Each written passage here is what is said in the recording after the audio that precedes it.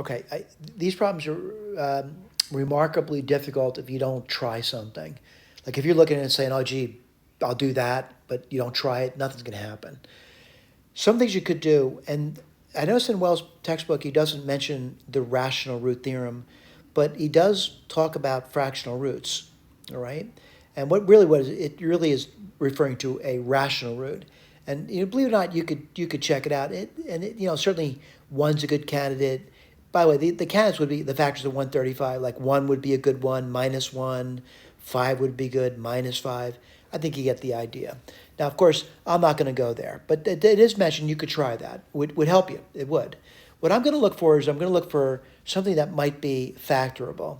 So the first thing I notice is the first two terms. If you factored out an x squared from the first two terms, what would you get? You would get x squared plus, well, that would give you 12x, right? And then the big question is, what would make this thing a perfect square? Well, half of the 12 is 6. You'd have to add 36 on. All right? So if I was looking at the first two terms and I want to make it a perfect square, I'd have to have 36x squared. And that's where this guy's coming from. Now here comes the question. If I have 36, if I just gave it, I got to take it. And who am I taking it from? The 14. So if you took 36 from 14, you'd be left with -22. Now I hope you realize something here. You have you have 6 separate terms now. All right, so what I'm going to do is I'm going to get my eraser out, and I'm pretty comfortable with the line that I put over here. Again, I'm looking for that perfect square. All right, and let me write it down for you. All right, so I'm going to put it down for you. I'm going to group the first 3 together. I know it's tough. All right, so I'm going to group the first 3. I'm going to factor an x squared out. And what would you be left off with? X squared plus 12x plus 36. Well, that would be x squared, and that would be x plus 6 squared. So, looking at it, I kind of write a little bit differently. I hope you realize that I could write this as x plus 6, the whole thing squared, which would give me what? X squared plus 6x squared. All right? Now, if you can do that quickly, do it quickly. Whoops. I do that a lot, don't I? Let's get this back out. So I got this part done. All right? Now, I'm going to erase the chicken scratch guard over here. I'm done with that. I kind of thought through it. And now I'm kind of looking at the next 2 terms, and I'm wondering, does that give me what I want, which would be an x squared plus 6x? So what I noticed here, and I'll write this down for you, and it might be luck, by the way. So I noticed if I factor out -22 from this next 2 terms, whoops, I do it again and again and again.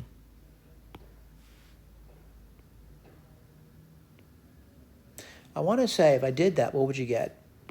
Well, you'd get x squared plus 6x. That would give you -22x squared minus 132, all right? And then I got the -135 in the end.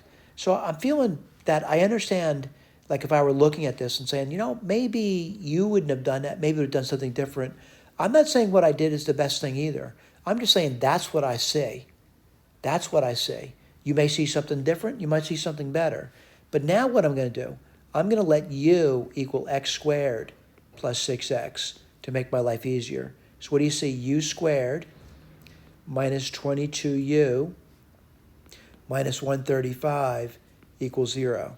And I'm hoping this thing factors nicely.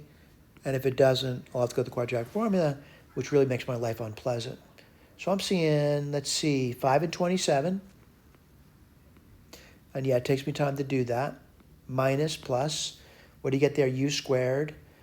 You do get minus 22u. And 5 times minus 27 is minus 135. So now I know u is minus 5 or the u is 27. And I got the next piece of the puzzle solved. I got to find out what x is, but I know what u is. So my next piece of the puzzle, find out what x is. So, u is minus 5. I'll write that down for you. And what's u? It's something as x squared plus 6x. Let's write this down. This will be 0, x squared plus 6x plus 5. I'm going to try to factor that. X and x, 5 and 1, plus and plus, x equals minus 1, x equals minus 5. All right? Let's do the other one now.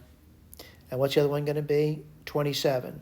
27 equals x squared plus 6x, which means 0 is equal to x squared plus 6x minus 27. Kind of running out of room, put it over here. 0 equals x and x. And 27, you get a 6 in the middle, will be 9 and 3. Plus 9 minus 3. So x equals minus 9, or x would equal 3. So I got 4 answers. I have minus 1, great answer, it's a rational number. Minus 5 is a rational number. Minus 9 and 3. And those answers are listed over here. Minus 1, minus 5, 3, and minus 9. All right? I also want to point out the rational root theorem, if there are rational roots, and I did find them, have to be the factors of 135. So 5 times, what's that going to be? 27, right? What do you get over there? 5 times 3 times 3 times 3. All right? Am I seeing those numbers? Yeah, I'm seeing a 3. That's a factor of that. Factor 9's in that, 3 times 3. 5's in that. And 1 is also, by the way, 1's always a factor. It works out. I mean, the rational root theorem, if I used it, I could probably stumble on those things by trial and error. All right? Trial and error, though, to be honest with you, particularly with polynomials of this size, can be quite difficult. All right? But we're done with that. Thank you.